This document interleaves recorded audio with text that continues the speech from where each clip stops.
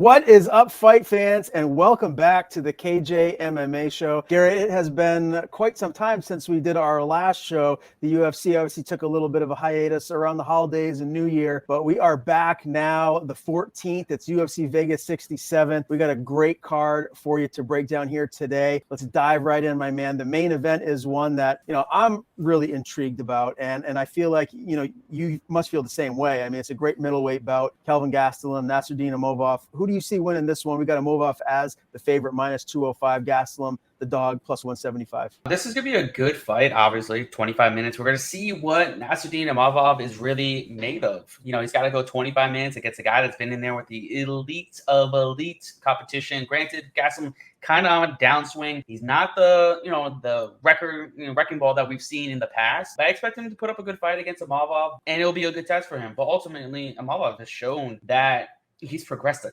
ton coming into the UFC. After that Phil Hawes fight, he's been wrecking everyone. His striking is legit. It's fun to watch him fight and flow on the feet. He looks like the middleweight Cyril Gane out there. They have a very similar striking to each other. I expect him to look great in this fight. I'm a little bit worried about his cardio. We've seen him slow down in the Buckley fight, but I'm expecting him to pace himself a little bit better, knowing that it's a 25-minute fight. But eventually, I expect him to get the job done, and I think he wins via decision.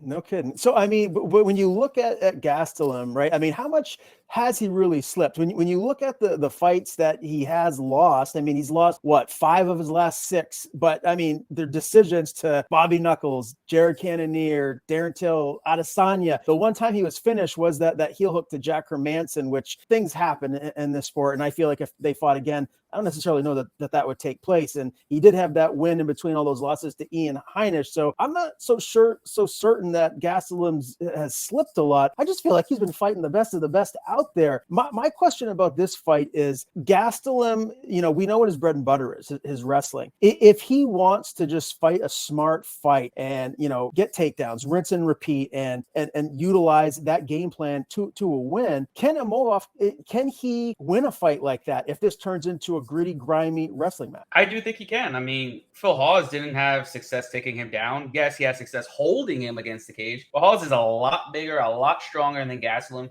and he's a much better wrestler than Gastelum as well. Hawes had trouble taking him down. I don't expect Gastelum to just go back to his bread and butter and his wrestling. He's going to have to here, but I don't expect it to be very successful. I believe he's only had more than one takedown in 2 of his fights and 2 of his last 10 fights or something like that. So I just can't fathom he's going to go in there and just wrestle fuck Imavov for 25 minutes. I just can't fathom it. If he does do that, I'm expecting him to gas even earlier than we expect him to. And then Imavov will probably get him out of there in the later rounds. But I think Imavov just kind of schools him on the feet, keeps that range, and just does what he does and just outstrikes Gastelum for a clear-cut wide decision. Wow. Okay. Well, I'm really intrigued about this fight because, we've seen a lot more of Gastelum against the best of the best in the division. And Imavov, he's newer, right? He's the younger guy. He hasn't necessarily been tested to the level that Gastelum has. And I feel like Kelvin, he needs this fight. I think we're going to see a desperate, smart fight by Kelvin Gastelum here. I'm going the other direction. I think Gastelum wins a decision and starts to maybe turn things around a little bit because, he slipped from top of the division to now down to the bottom half of the top 15. So it's a big fight for both guys, Gastelum and Imavov. Let's move to the co-main. Really intrigued about this one, Garrett. Damon Jackson, Dan Ige, and it's really close from the betting odds. Damon Jackson's the dog, plus 100. Ige, the favorite, minus 120. How do you see this fight going? What do you think from a betting aspect here? I think we're getting a ton of value on Dan Ige here. We know what Damon Jackson has been doing. He's on a 3 or 4 fight win streak. He's looking great, beating good competition like Pat Sabatini's last fight. But we forget that Dan Ige is really fucking good. Like, really fucking good. We haven't seen him in a bit, but the dude is fighting only elite competition, fighting tooth and nail to them. They're going to the very end in every single fight. So I don't expect Damon Jackson to go in there and just take down Dan Ige, who's got great defensive wrestling. On the feet, I think it's a no no contest, obviously. Dan Ige, great striker in his own right. I know Damon Jackson has gotten a lot better as a striker, as we've seen, using a lot of his kicks, front kicks. He's looking a lot sharper on the feet, but his bread and butter is his grappling. I don't expect him to have a ton of success there. And Dan Ige is going to be the one that's landing the harder shots. He's going to be the one that's going to be throwing more volume, coming forward, and just getting in Damon Jackson's face and just throwing some hands. I really like Dan Ige in this spot at minus 130. Granted, it's not as great as what it was earlier. I think it was like minus 110. Money starting to flow in a little bit on Ige, but I think we're getting great value here. I know people want to keep going with the dog train on Damon Jackson. He's cashed numerous times as a dog. I bet on him as a dog, I think against, I forgot back in the day, but I mean like a few fights ago. Mirsad Bektic. I bet on them there. He has a big dog. I expected him to come back in the later portion of the fight. I don't expect that here. I think Dan Ige gets the win, gets back on track against Damon Jackson. Really, really interesting fight here in the featherweight division. I mean, as you said, Damon Jackson is on a little bit of a streak here, 4 wins in a row, most recently over Pat Sabatini, which was very, very impressive, especially when you consider the personal stuff that he was going through just prior to that fight. I can't imagine how difficult it was, and he got the biggest win of his career. We'll see if Damon Jackson can do it again here and pull a small upset over his opponent in this one, Dan Ige. Can't wait for that bout. That's your co-main event. Let's keep it moving right here. Back to the middleweight division. Puna Soriano, Roman Kopylov. Soriano is your favorite, minus 165. Roman plus 140 is your dog. Man, I'm going back. I keep going back and forth about this one, Garrett. Set me straight. How do you see this fight going? It's a very interesting fight because, on paper, he should be a lot heavier favorite. So this line is indicating this fight's going to be a lot closer than I'm indicating it's going to be. Soriano, great wrestler. He's got insane power in his hands. He's undersized here. Kopylov is definitely the bigger fighter of the two. And maybe that could pose some problems in this fight. I don't know, man. I mean, the line is telling me to stay away from this fight because I'm expecting he should be like a minus 225 favorite. He's fought the better competition. He's got the better record. He's got the tools to make a real run. I just don't understand why he's only minus 165. And Coppola, who has a losing record in the UFC, hasn't looked great, and he's plus 140, only plus 140. So ultimately, I think Soriano should get the win, and on paper, he should get the win. Mm-hmm. But this line is just very, very fishy that I kind of wanted to stay away. Yeah, no, I'm staying away from this one too myself. I do agree. I feel like Soriano should get the win here, but you're right. This is kind of a bizarre line. It is close. You're not really going to win a whole lot of money one way or the other. So I'm with you, Garrett. I'm staying away from this one from a betting aspect, but I do see Puna Soriano getting the W here. Let's move to Caitlin Vieira, Raquel Pennington. And this is a pick'em, essentially. Minus 115 for Rocky, minus 105 for Vieira. Do you feel like one of these ladies is going to hold a significant edge in a certain area of this fight? How do you see this one shaking out? I expect this fight to be extremely close from start to finish. It's going to be a close decision either way, and that leads me to believe I really don't want to bet on this fight. I don't want to be on the losing end of a very ugly split decision, but ultimately Vieira, I think, should be the side here. I mean, I think she's got the power advantage. She's got the grappling advantage with her, judo. But Pennington's tough. She's super tough. She's super durable. She stays in there against the best. She's only lost to the best, and that's mainly why this is a pick and fight. But ultimately, I think Vieira gets the job done. I think she should be fighting for the title at some point against Amanda Nunes. She's finally getting to her peak. And I'm expecting her to get the job done. And then finally, I think after this win, she probably gets a title shot. I mean, I don't know who else really would get a title shot in that division because it's extremely wide open. So I think Vieira will probably get the title shot if she gets the win. All right. Intriguing bout there. Let's stay at 135, but let's switch genders. Let's move to the men here. Umar Nurmagomedov, Hani Barcelos, and this is one of the biggest mismatches on the card as far as on paper goes. Nurmagomedov minus 490, almost minus 500 here, and Barcelos plus 390, a sizable dog. Is there any dog money here, or do you see Nurmagomedov getting the W? Oh, Nurmagomedov is definitely getting the W here. I was able to get at least minus 400 on him. Shot up immediately after that, but I'm very confident in Nurmagomedov running through majority of the bantamweight division. He's going to be the next title contender soon enough. Within the next year and a half, I'd say he'll be the champion. I'm telling you right now, you can mark this down. You can just put it out there. Nurmagomedov will be the bantamweight champion of the world within the next 2 years. I said that like with Islam Makhachev once Oliveira won the belt, once Khabib left the UFC. I already knew that Makhachev was next and he was going to be the champion, and I know for a fact Nurmagomedov will be the next champion in the bantamweight division. The dude is unreal. He's got great striking. He's got a Khabib type relentless grappling, ground and pound, submission game. I fully expect him to get the job done here and look like his price tag of -500. I was going to say, you really went out on a limb with picking Makhachev to be the next champ there. Whoa. No.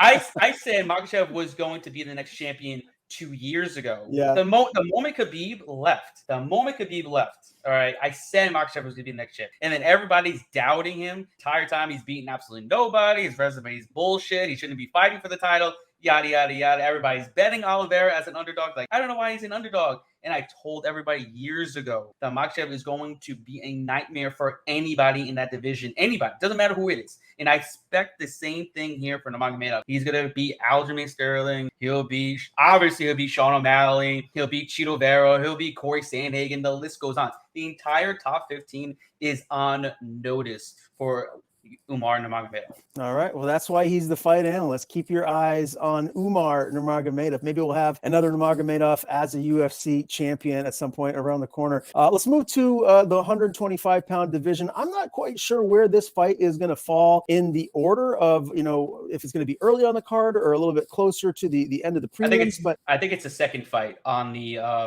prelim. Okay. Well, it's a little bit out of order as far as the lineup for what the odds are betting wise. But let's talk about Charles Johnson and Jimmy Fleck. I'm really intrigued about this. Both of us know Jimmy Fleck pretty well.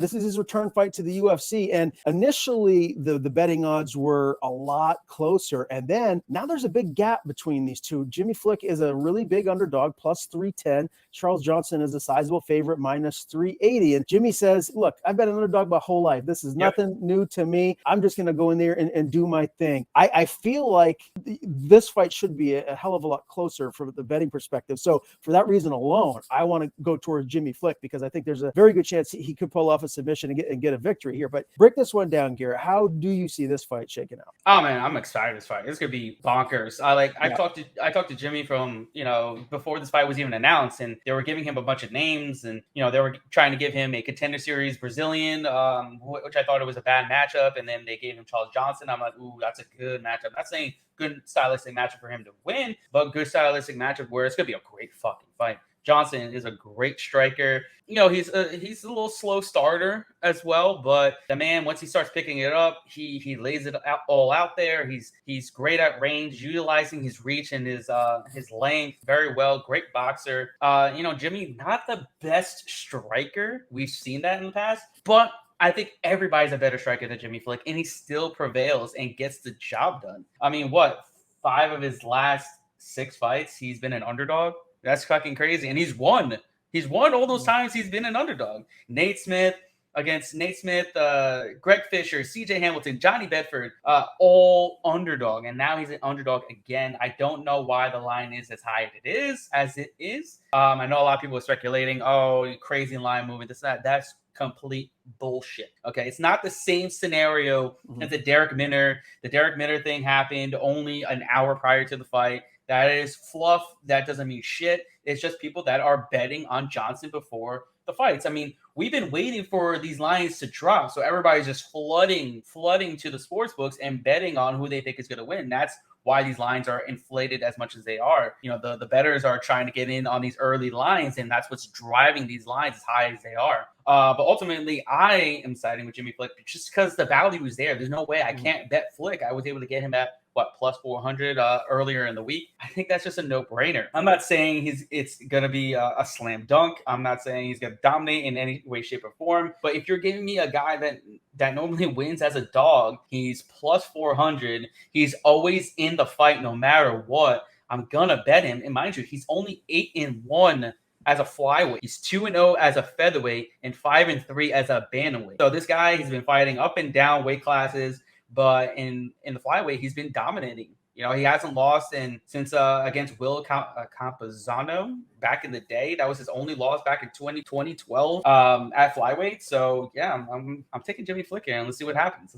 And then on top of it, Johnson, this is arguably the best submission threat that Johnson's faced in his entire career. So for sure. We'll see when it does hit the mat, how he will be able to prevail. How will he do in the scrambles? Because Jimmy Fleck in the scrambles is no fucking joke. And then he has to train jiu-jitsu and wrestling, which he's doing. I mean, he's training with U.S. Olympic-style wrestlers. Charles Johnson, I've seen it. But he's going against a legit submission threat. So we'll see how he does when it does hit the mat. I'm taking Fleck here. Man, how good was that Jimmy Fleck Nate Smith Contender Series fight? That was bonkers, man. I'm just pure so domination, bro. Pure domination. But you just got to give it up to Nate Smith for showing heart in that fight. Yeah. I mean, goodness gracious, it was so much fun to watch. I was up and down off of my couch, like I couldn't sit still, and I'm just happy to have Jimmy Fleck back in the UFC. Yeah. Can't wait for this fight with Jimmy Fleck and Charles Johnson. Let's keep it moving. Newcomer to the UFC, a New England.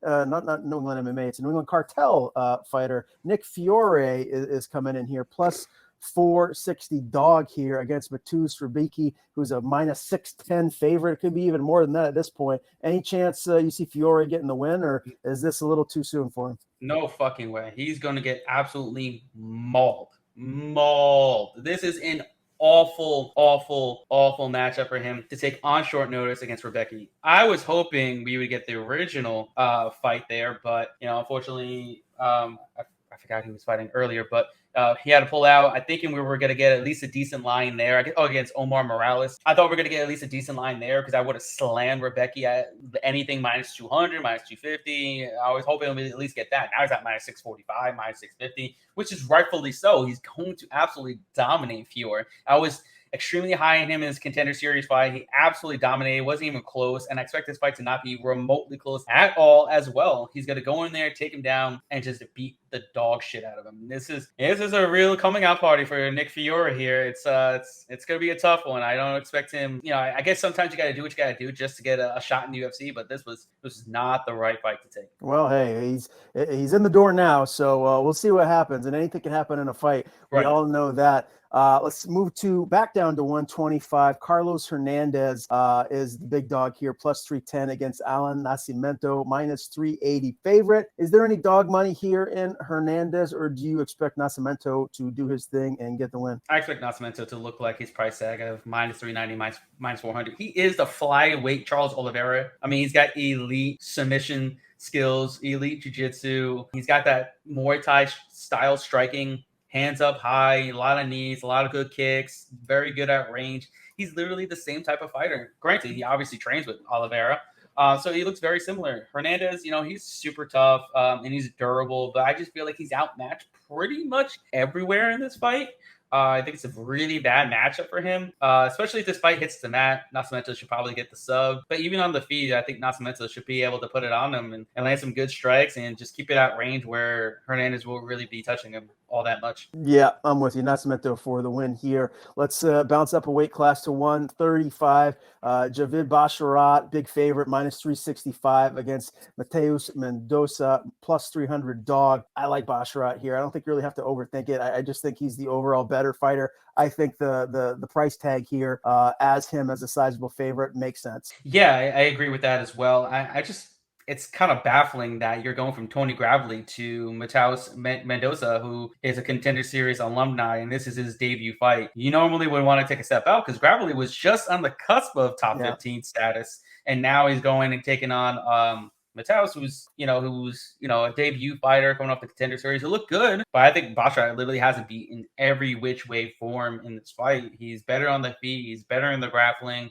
The only thing he has to watch out for is, the power of Mendoza, but honestly, Basharat should get the job done. All right, yeah, with you 100%. AbdulRazak, AlHassan, and Claudio Roberto, and this is very, very close. I was actually surprised as to how close it was. AlHassan is still your favorite, minus 120. Claudio is your dog at plus 100. I mean, look, we know how much power AbdulRazak AlHassan has here, and I feel like that is going to be the difference. I expect him to win, but I mean, Claudio's no joke. He brings a good skill set into this fight as well. Do you feel like he can pull the small upset, or do you expect the favorite AlHassan to win? I think Claudio gets the job done here as a small underdog. They both have power, insane power. I think Claudio is a little bit faster than AlHassan. But the thing is, Claudio is going to have to get the job done early, because the longer this fight goes, the more it will favor AlHassan. Claudio, majority of his wins come early by knockout. I expect more of the same. I think he goes in there and starches AlHassan. I think he's going to be definitely a much faster fighter. He's going to catch him with some crazy shit because he throws crazy shit. He won on his Contender Series fight with a spinning back fist knockout, which was insane. And AlHassan, he tends to be slow at 185. Yes, he's got power. I think he's going to need to utilize his wrestling to really get the job done, to just kind of grind it out, get the fight going into the deeper waters, and get the fights at the scorecards where I think will have the advantage on the scorecards if it does go there. But ultimately, I think Claudio is just going to catch him with something crazy and get him out of there. Okay. Wow. I'm actually a little surprised by hearing you say that, but I'm really intrigued about that matchup. It is a couple of guys that are fairly close in skill sets. Daniel Argueta and Isaac Delgarian. Argueta is your favorite, minus 205. Isaac, your dog, plus 175. Garrett, give me your fight analyst pick here. How do you see this one shaking out? If this fight was at 135, I would take Argueta, but this is at 145. I'm not sure why Argueta is just going up in weight. Yes, I know he did it against David Jackson, but that was on a short notice just to get into the UFC. Didn't bode well for him. He looked undersized for 145, and he's still going to be undersized here against Delgarian. They're both wrestlers by trade. Delgarian used to train at Glory MMA, now training at Factory X. Argueta training with Cup Swanson and all those guys over there in California. Argueta, I feel like he's the better wrestler of the two, but I think Delgarian is definitely the better striker. He's got more power. But ultimately, I think I have to side with Argueta. I really wouldn't want to pay his minus 205 or minus 225 price tag. But ultimately, I think the wrestling will be the difference maker here. I think he's just a bit better wrestler, better at controlling on the mat as well. And he should be able to avoid the power of Delgarian on the feet.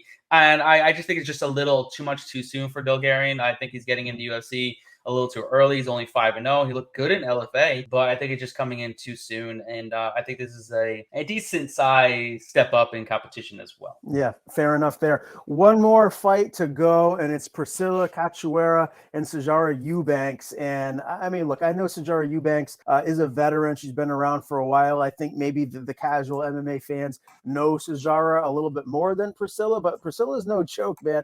Her last two fights are wins over Ariane Lipsky and Ji Yeon Kim. Prior to that, she had that loss to Jillian Robertson. And if you go to the ground with Jillian Robertson, you just never really know what can happen because how skilled she is on the ground. I fully expect her to notch a win here, to make it 3 in a row and get Eubanks out of there. Are you with me, Garrett, or do you feel like Eubanks could surprise some people and pull an upset? Yeah, I'm definitely going to side with Priscilla here. I'm going to be surprised if Sarge actually makes weight. I really do. I've seen photos of her. She looks like completely out of shape. And granted, that was probably last month, but still, I mean, it doesn't look like she's taking it seriously.